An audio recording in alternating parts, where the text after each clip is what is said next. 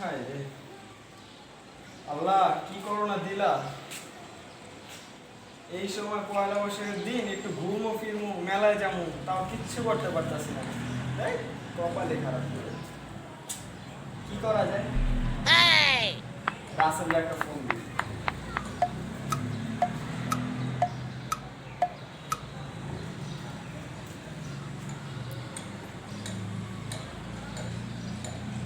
হ্যাঁ রাসেল বন্ধু, কই তুই?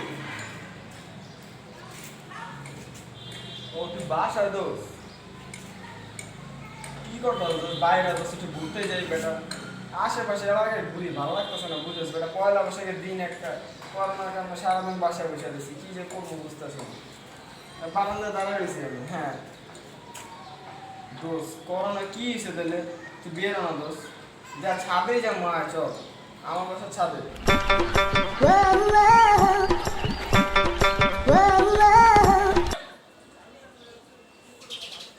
হায় রে, প্রত্যেক বছর কত মজা করি পয়লা বৈশাখের দিন, পুরো ফাউল গেল এই বছর। করোনার লেগে কিচ্ছু করতে পারলাম না। কত আনন্দ করি, সকালবেলা উঠি পান্তা ইলিশ খাই, আর এই বছরটা পুরো মাটি গেল করোনার কারণে।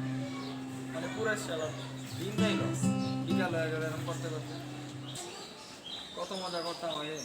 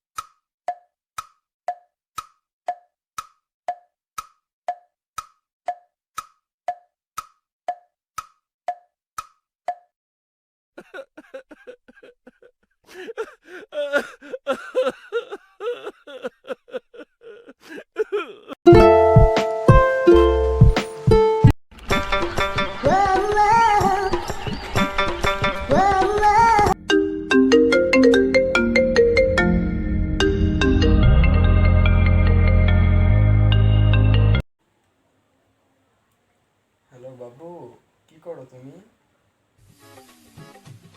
আমি বাসায় বসে রয়েছি। কেন? ও, পয়লা বৈশাখ ঘুরতে যাবো তুমি?